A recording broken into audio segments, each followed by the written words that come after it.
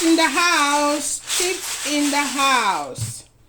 Chips, chips, chips in the house. Hear that sound? Plantain chips. Let's dive straight into the video.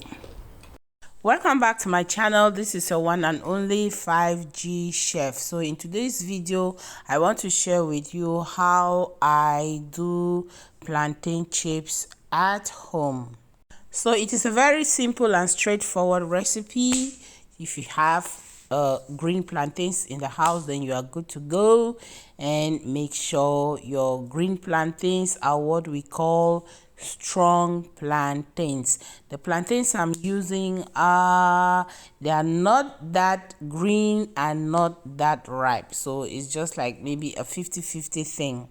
So I'm just trying to do an experiment with my slicer.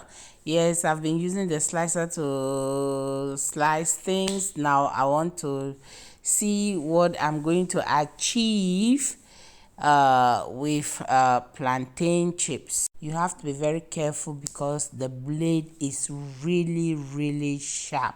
So the goal is for us to have some really thin slices. You don't need to make them thick, if not they will not come out perfectly. Anyway, I'm just trying to be very careful because I really want some long slices of plantain chips. I want to do it like a professional. All right, so let's check what we have.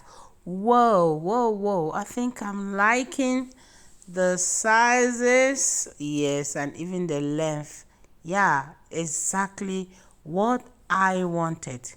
So I think we are good to go, and it's time for us to start frying. So look at them. Yeah, look at them. I think they are 1 centimeter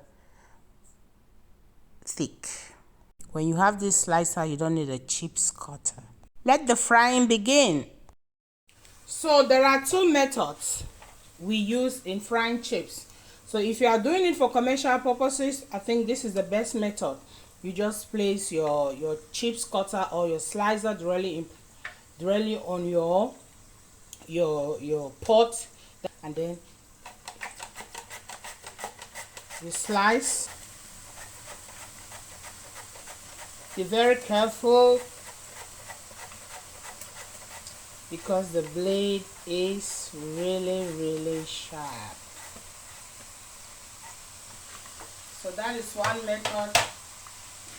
This method is very good because it doesn't make the chips stick together. So as you can see, same sizes. Yeah, really thin. All right, and now let's try the second method. This is the second method, but it takes a lot of time because actually I'm going to be using my hands to drop them in the oil because I don't want them to stick together. This one takes a lot of time, but I always use this method because what I do is for home consumption. It's not for business purposes. So you take your time and then you drop them in the oil.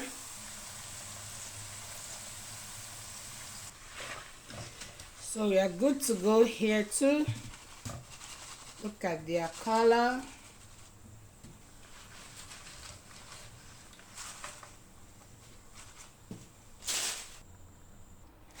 So the frying process is over. So now I like to drop just a little bit of salt, a pinch of salt, because my plantains are not that ripe and not that green.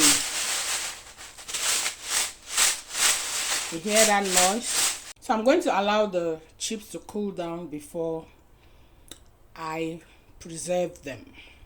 So guys, the best way I preserve things is using my vacuum sealer. Yes, I vacuum seal them.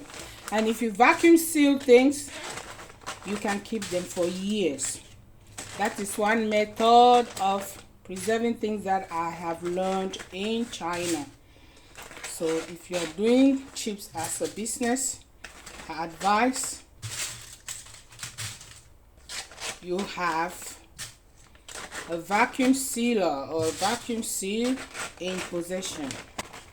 And then I'll take them to my vacuum sealer. Let me vacuum this one, or let me seal this one and show you. So I have vacuum sealed this. So with this, we have come to the end of the video. Please don't forget to give a thumbs up, comment, subscribe, and hit the notification button so that you get notified each time I upload a new video. See you in my next video. Bye bye.